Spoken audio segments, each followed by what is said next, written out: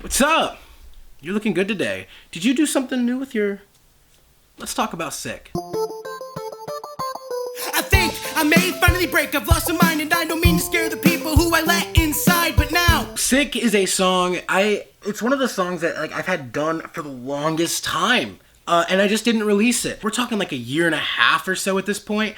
I just wanted to make sure that I was really ready to kickstart the career again. And it was originally going to be the single released before Start Fires, but Start Fires just felt more like a comeback song than Sick. And I absolutely love the way it came out. I love the way it's sounding so far. And I'd love to talk to you guys a little bit more about the production behind it. So let's break it down.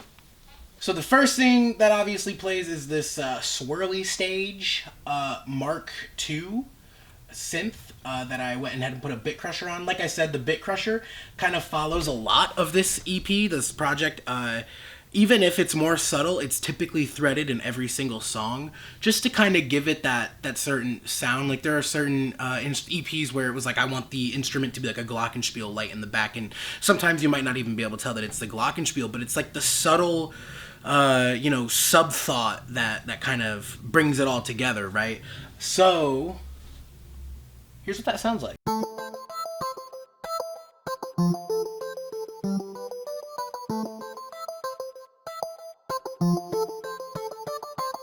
So that's the pattern. That's pretty much throughout the entire song, except for the chorus, which breaks in a different synth. The synth for the chorus is Space Strings, which I fell in love with it.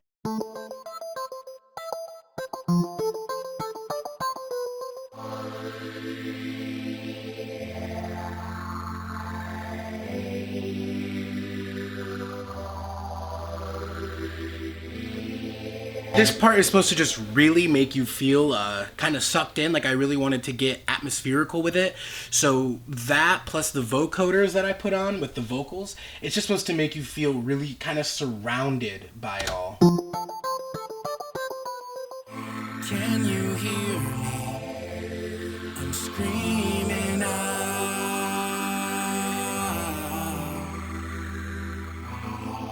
I thought about adding other stuff to it, different harmonies, different vocal presentations, the way I was singing, but honestly I just found that keeping it more plain and simple just made it feel more loud, I guess, because that's the whole point of that, is I want it to be less but more. Like it's supposed to feel just as kind of surrounding as the verses, though maybe less aggressive. But it's still supposed to have that same sense of loudness, that same sense of all these different sounds and stuff going on.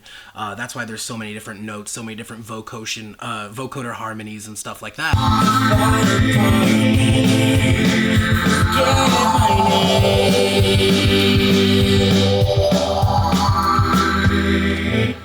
Next up, we got the bass. The bass that is at the end and is also in the second verse. Of course, it's overdriven and it's got the bit crusher on it, baby. We always bit crushing this shit. 100% mix.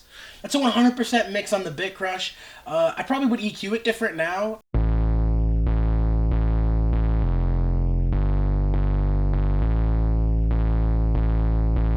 My Bus 34 has on a channel EQ, vocal transform, and an overdrive, and it only plays at a certain spot. And I'm sure you'll be able to guess that spot. These thoughts in my head, thoughts that I'm better off dead, thoughts that I should just kill myself instead. That was just a pretty simple automation. I'm pretty sure, yeah, you can see the send here in the mute.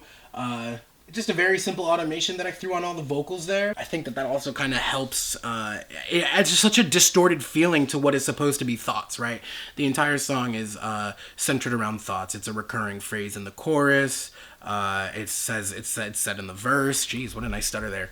And I think that, I'm referring to these thoughts a lot. And, you might feel them in the lyrics, but I really want people to feel the thoughts as they can feel in your head, where they're just like this insane distorted voice that kind of sounds like you, but sometimes it doesn't sound like anybody. So then, of course, the last main part of this song is it's a bridge, essentially, outro slash bridge. And the main part of this is it repeats the same phrases again and again until it all kind of just stops. So what I really like about the ending is I threw on this fade at the end, but then I just changed it so it wasn't a fade, instead it was a slowdown, and I just kind of mapped it out like a fade for all of the individual instruments, so that all kind of sounds like. Give it all up, I guess that's my mission. This clock is ticking, it's only the beginning. Which originally I was going to have it continue that and add more on top of it and keep it longer, add more instruments and really make it super overwhelming. But I think there's something really special and unexpected about that's just the abrupt ending. You get into this new transition, this new point of the song.